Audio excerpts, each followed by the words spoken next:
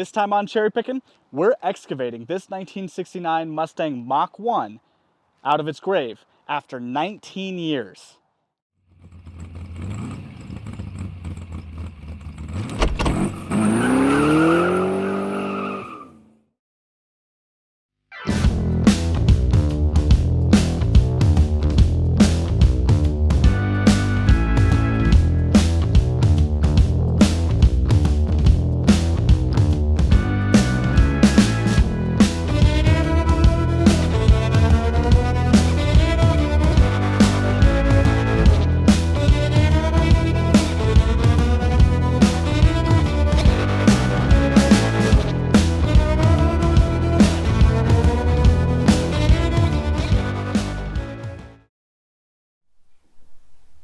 Well, welcome back to Cherry Pickin'. Today, that's right, we're kind of starting a new project. And actually, to be more specific, we're getting a new project out so that we can start on it. But I will give you a cool montage of this new vehicle that is just to your right. I think that's your right. Now, as you can see, I'm standing in this weird yard with tons of parts and cars around me. And as you can see behind me, there's some vehicles. There's a 57 Nomad and a 69 Cougar and a 68 Cougar XR7G. And this 69 is a Cobra Jet car. And there's a Studebaker over there. And there's a 59 Thunderbird right here. And there's a 59 El Camino right there and right here that you can kind of see the outline of. But we're not working on any of those today. Today, we're working on the 69 Mach 1 that is now mine. That's right, today we are working on the 1969 Mach 1 that I had talked about in that very first video on this channel, and I had mentioned about potentially buying it. Well, I bought it. I just bought it.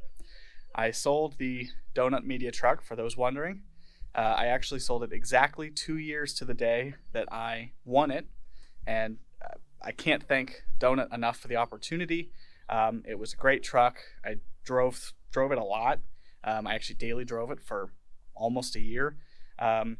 And well, it's with a new owner now. I have too many projects and too many vehicles, and that one wasn't something I could work on because it was finished. Plus I have another truck.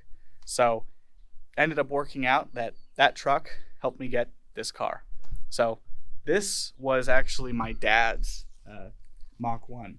The story goes that he bought it in mid-80s, and he did some work on it, had it for a few years, and then he sold it to an acquaintance of his that had the car, and then he never saw it again for probably 10-15 years. We were up back at an old house a long time ago, back in 2005 or 2006, and my dad just happened to drive by that buddy's house and saw the car out front. So he decided to stop by, say hi, talk about the car maybe. Well, when he knocked on the door, some woman answered it and said, "What can I do you for?" And he said, "Well, I'm looking for my friend. Does he still live here?" And the woman said, "Actually, I'm his sister, and he moved somewhere in the upper Midwest." My father said, "Oh, okay, and his sister said, "Actually, if you talk to him by any chance, tell him that he needs to get this car out of my yard." And my father had said, "Well, I don't have contact with him anymore." So the sister gave him his number. He called him up, and they started talking, and he said, "Hey, actually, if you know anyone that wants to buy the car, I got to get rid of it." And my dad was like, "Well, I'd be interested in." And he said, "Well, I'll tell you what. I'll sell you the car for exactly what you sold it to me for back in 1980-something. And my dad said, "Deal." So he bought the car, circa 2006, brought it here to our new-ish home at the time, where he had started implanting his cars. This is his first car, his 59 El Camino, and like I said, all the other cars and Studebaker. And it sat here, and this is where he plopped it, and it's been sitting here ever since. So what are we doing with it? Well, truth be told, ever since he got this car, when I was a kid, I would come out here and look at it, dream about it, sit in the front seat, just pretend that it was mine. And I don't really know why I gravitated towards it so much compared to everything else here. It Might be because it was actually the easiest car to access and it was mostly complete. But I did. And ever since I was a kid, I've just dreamt of having this car, and it became one of my dream cars, something that I had a goal after. And then when I won the Donut Media truck, I thought, well, this might be a chance. And at first I wasn't even thinking about buying this car. I actually was looking at other 69s and found that what I could afford when I sold the truck wasn't going to be a fastback. It wasn't going to be a nice car.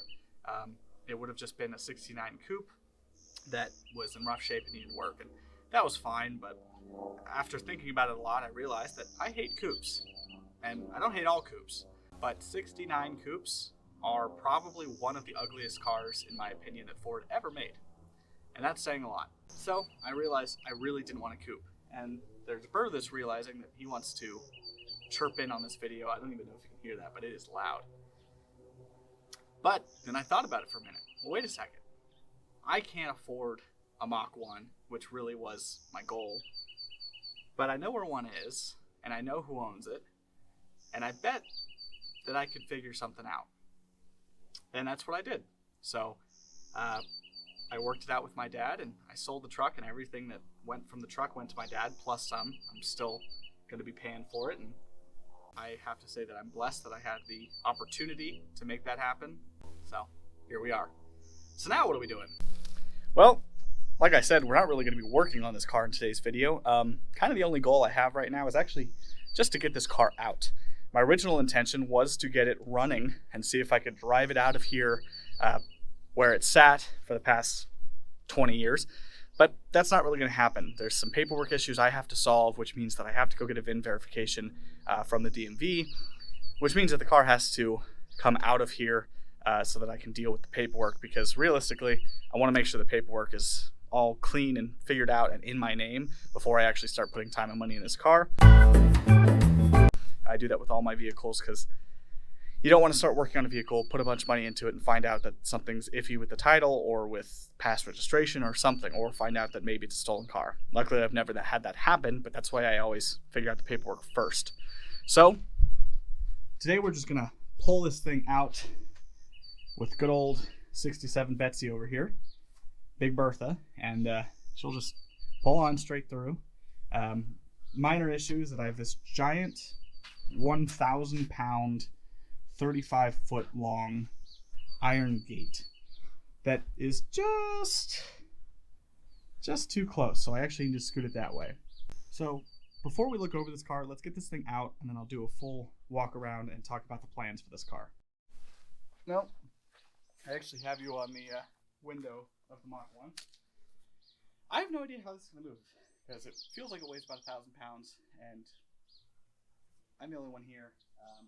Oh, and if you actually notice, because today was such a special day buying my 69 Mach 1, I thought I'd represent it in a good way with the David Freiberger Gasoline Forever shirt that happens to have his disgusting on the back of it. Honestly wish I bought more of these shirts. I wish there was a color version. David, if you ever see this, please make this disgusting shirt again. I know you sold it, but not a lot of 69 Mach 1s on people's shirts. So at least I have this one. Maybe I'll make my own, who knows. Alright. Really all I'm going to do is just try to push this thing that way. If I can just push it a foot or two, we'll clear the front fender of this El Camino, hopefully, and be able to slink this thing out. It's going to be tight, but it's kind of the only way to do it.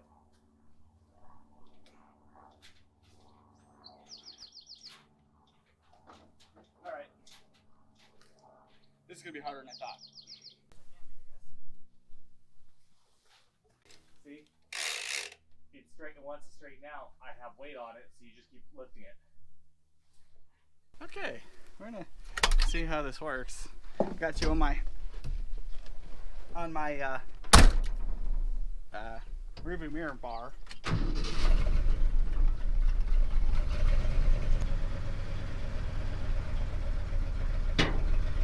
Caught. Huh? We're caught. Okay. Ready? Alright, slow and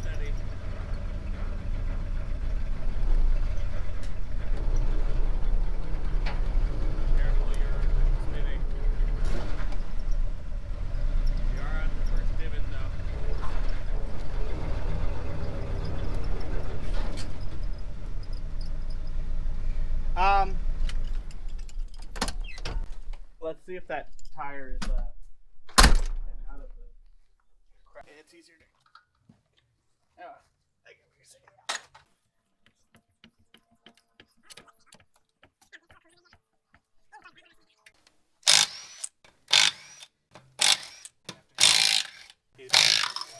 Tires and wheels, but they have a weird lug nut that I don't know where we put.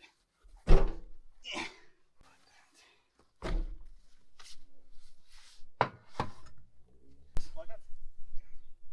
See that? I'm only gonna put 3 on. Actually, let's see how much air this actually holds.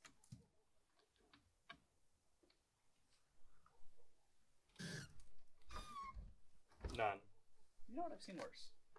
Okay, we're back. I had to fill up the tire that I put on there because it was like a 67 Cougar wheel or something. I don't remember what it is.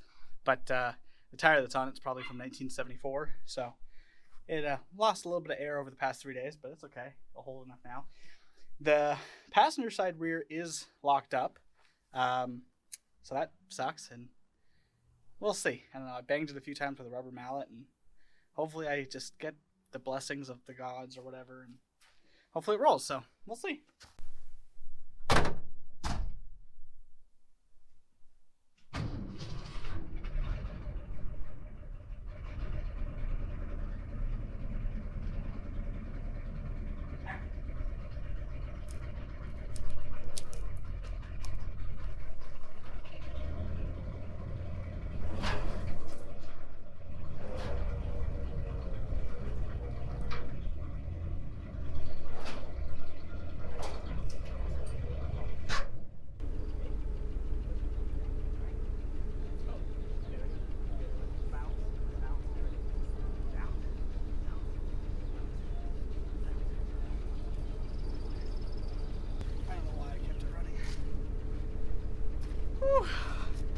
Still running? Okay. We're trying to pivot it because the back end has to come out. It's just not going to clear the El Camino if we don't pull it out. Problem is the dirt and crap underneath. It's really not making this easy. The one locked up wheel is not making it easy. My jack is minimal on fluid at this point. I gotta turn this thing off. Okay, we are running out of battery and time, but we took a jack and this dirt making it real hard, but we were able to move it over a few inches. It is going to be really tight, but I do think we can clear. We can actually kind of go straight and then turn.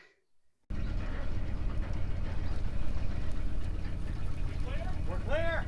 Right, straight. Actually, no, go straight. Now straight. Are we clear? We're clear. Woo! Okay, I would. I'm getting in. Hang on.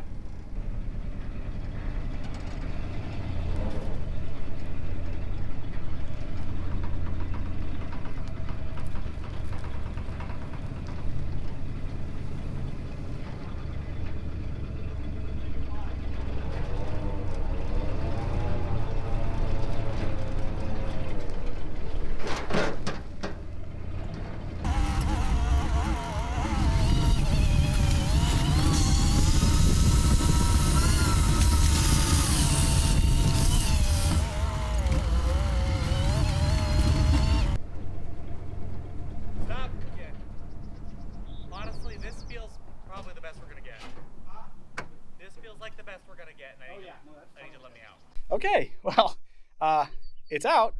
We got it out and you can finally see it in person now. That one wheel still just, it did not loosen up. You can see the ruts it made over there. And I finally get to see the rear end for the first time ever, which has the original plate frame from the dealership it came from. It actually did come from S&C Ford. I found that out yesterday when I got my Marty report back. And in a little, I have to go do something right now, but you're going to get to see a whole walk around of this entire car and then what our plans are with it. So let's go. And here it is, finally out. I'm back from the event I had to go to. That's why shirt change, but it's out and it's actually just on the other side of my backyard. But this side is more open to the front yard and has very close reach to the garage with all the tools. So that's why I decided to bring it over here. So it's still in the backyard, but at least it's somewhere where I can work on it or bring it out front much easier. So let's go over it. And it's actually kind of funny because this car kind of matches my truck a little bit with all its mismatched panels. It's got kind of the same color green with the same blue pieces. Here it is. Starting from the top, this is a 1969 Ford Mustang Mach 1 with a 351 4-barrel from factory. It is an automatic car, as you can probably see right there, and it actually has an FMX, which is not the best transmission, but we're probably going to keep it in there for at least a little while I drive it around. I actually do have a manual that's going to swap into it eventually, but I'll worry about that after it's already running and driving. As you can see, the interior is actually pretty nice. It's not terrible. It's not the best. This is actually a passenger seat, and I think the original driver's seat's right there. So as you can see, I have a lot of extra parts, and I have kind of another interior right there. Someone did install some speakers in the panel, so that kind of sucks, but it actually also means that I can install my own speakers. That will be nice. In the future, I might have panels to replace it. In fact, actually, that's a panel right there on the right. I think there's a second one over there. So we do have panels if we want to replace it, although I actually do like having more speakers in my vehicles. Now, I'm actually not sure if this is the original door panel to this car, only because I ordered the Marty report, and according to the Marty report, just hop in here, this car actually was an AM/FM stereo radio car, which obviously this is not the original radio. This is some 70s Pioneer, which is kind of cool. If it works, I'm gonna keep it for a while just because it's cool and it fits in place until I can find a correct AM/FM radio. But because of that, I believe it also should have the stereo speakers. I may be incorrect. If just because you have one does not mean you have the other. Just tons of stuff. But as you can see, we have the dash here. It is a standard deluxe gauge cluster, not a tack dash. Now, eventually, when I convert it to a manual, I'll want it to have a tack. So we'll worry about that when we get to it. As you can see, it's got the rim below steering wheel, which is in pretty rough shape, but I actually have an NOS piece of rim below, as well as multiple steering wheels. There's actually another one in this car. The dash is pretty messed up, but that's okay. Dashes for these are about $400, which is pricey, but to be honest, that truck over there, the dashes are over $500 normally for a nice Ford tooling dash. So honestly, I don't feel too bad about $400 for a brand new dash. Plus, I'm going to get one with AC vents because I actually have a correct 69 AC system to retrofit into this car. My father had collected all of these extra parts, as well as the parts that would come from stock on a well-optioned car. He has gathered over the years, like an AC system with all the correct AC parts, as well as this car has a fold-down rear seat, which I believe, to my knowledge, was not actually original to this car. I thought it was originally, but I don't see it listed on the Marty report. It probably is supposed to be. And I've seen it on someone else's Marty report from a few years ago. So I would assume that if this came with the original fold-down rear seat, it would have that on the report. And my father is pretty well known with adding on all of these factory Ford options, just like the tilt steering wheel. He has put a tilt column in this car. As you can see, it's kind of hard and it's stiff, and it's probably going to need rebuilt. But it has a tilt steering wheel. It also has intermittent wipers, which you'll see in just a second. But according to the Marty report, this car actually did come with factory tinted glass. It also had deluxe seat belts with a warning light. Don't know what that actually means, but I know the deluxe seat belts is the chrome trim around the seat belts. I don't know what the warning light's for or where it is. We'll worry about that later. It actually also came with, these are the factory Mach 1 wheels, but it actually came with 7.5 by 14 wide oval radial white letter tires. So this came with the factory, I believe it's a Firestone Wide Oval or BF Goodrich, or it's one of those tire companies where they reproduce them now and make them look cool. This one actually had radials, which is pretty unusual. Most cars by this point still had bias plies, so that was an option someone wanted. Now, as you can see, the color on this car is kind of funky, and the reason that is because this has been repainted. This car was in an accident at some point, and the front was clipped, and so two cars were made into one, and so that's why it's this weird faded color. It was originally a silver jade car. It's, I believe, factory 445. 4 is silver jade, 5 is the blackout hood treatment, which was standard on all Mach 1s. It has the pillar emblems, medallions, which is Mach 1 standard. It does have a spoiler on it right now, although I know for a fact this did not come on this car originally. These were technically dealer options in '69. They wouldn't show up on a report because these were all added by dealers, except for the Boss 302s. As you can see, it's got an Acapulco blue trunk on it. I believe I have another trunk lid that is undrilled. As you can see, we have a little bit of damage right here on what looks to be an Indian Fire Red car, although I can't entirely tell. As you can see, we have the original S&C Ford license plate frame. This is where this car was bought from, was S&C Ford.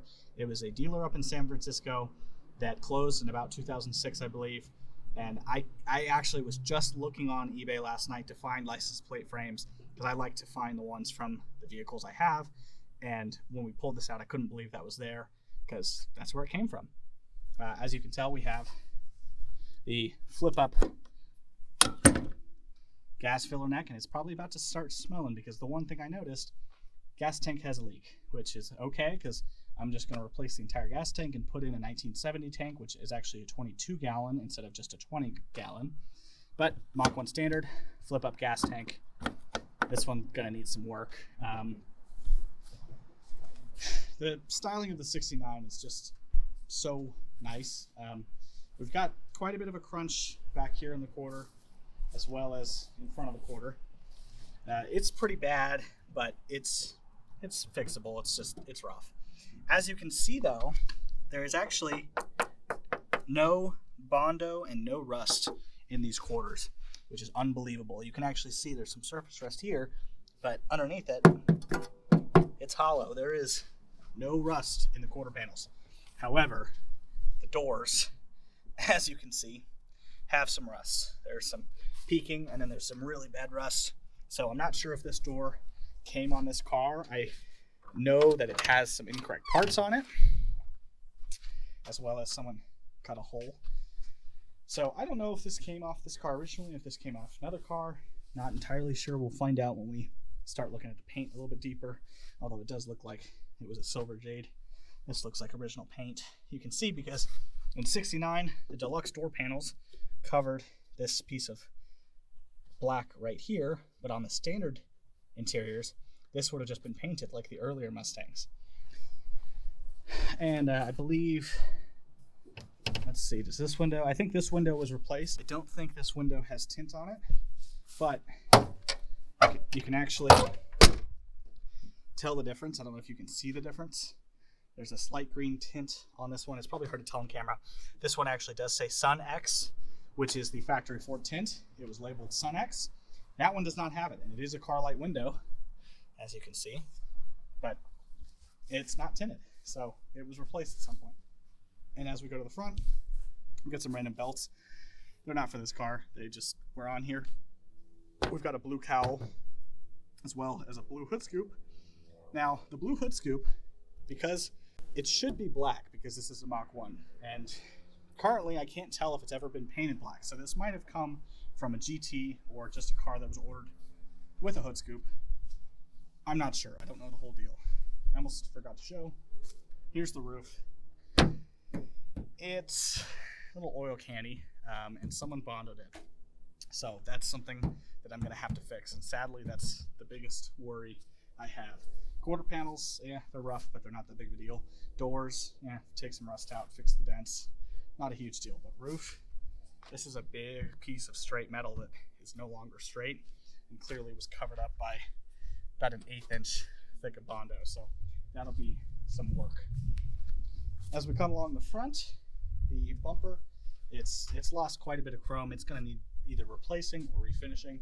It's probably just cheaper to buy a new reproduction. I don't know how well they fit, but we'll get there eventually. We also have our correct piece, stainless steel painted argent, I believe, or might just be stainless.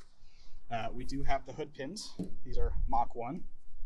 I believe Mach 1 only. They might be Boss 202. I honestly can't remember at this point. But let's open the hood, which is kind of an awkward job. There we go. And you might be able to tell, I think this hood was originally a silver jade hood, maybe. I don't know if it's the original one off this car, because this car was actually built extremely early. This car was ordered in August, early August of 1968, and it was built in September, and then it was finally delivered in October 9th or 10th of 1968. And it was 3 days behind schedule according to the report. So this is an early ordered car. It's not the earliest, because the earliest cars were built in August, but it is a pretty early car, and I don't know the dates, but some early hoods actually had some pie cuts cut out in them. This one does not, so I don't know if this is the original hood or not. Don't know. But as you can see, well, we don't have a big block. It's actually probably hard to see. I don't even know if I can clean that. But it's a 351, and this is an M code car. M code stands for 351 4V, which is 4 Venturis, a 4-barrel. So it's not the base motor that a Mach 1 could have, because the base would be a 2-barrel car, but it's not a Cobra Jet. It's not a S code car, 390. It's not a big block, but I actually like that better. These are lighter weight. You can make great power with them, as many people know. And so lighter weight and making good power. These are a little bit lighter on the front end. The big blocks weigh a lot unless you switch to all aluminum everything. I work with big blocks pretty consistently, if you see my other videos. 390, 390. So I've actually never worked on a Windsor block, so this will be my first time. As you can see, it looks pretty correct in here. Someone's definitely done some work, but it is a power steering, power brake car. That is factory. That little box right there is for the intermittent wipers. It also had a heavy-duty battery, which this battery tray has seen better days. It's not the worst. It doesn't have holes, but you can see all the crunchies. Let's go ahead and see if we can take a peek in the trunk. It's missing its lock, but it also means that we should just be able to get into it. And oh, look at that, more parts. There looks to be another headlight bucket. There's some taillights. There's a spare tire, which I did not know was in here, and if I would have known that, I probably would have grabbed it. We have it looks to be a spare tire cover or trunk mat. There's a gas tank filler neck. This is an entire control valve steering, power steering pump. Apparently a pump and assembly, along with the box and some other miscellaneous parts. That's pretty much what's in the car. So let's talk about what we're doing with the car. Okay, well, now that we've done an overview of the car, I kind of talked about some of the options in the Marty report. Now, my life has changed a lot recently, within the past few months, and I have taken on a job that is very much a consistent job that is very fun and creatively motivating, I guess. I don't really know the other word for it, but it also takes up a lot of my time, and I'm not able to work on these vehicles like I did before, where I actually had the ability to work on them throughout the week pretty consistently. But my goal is to turn this into my daily driver. That's what I want. I want to daily drive this car. It's valuable, but it also is a car, and it was used as a daily driver back in the 60s and 70s, so I think it can be used as one now. I think it's the perfect car to do it. It's my dream car. So that being said, this is my 69 Mach 1 project. I don't have a timeline for it. I would really like to get this thing painted this year.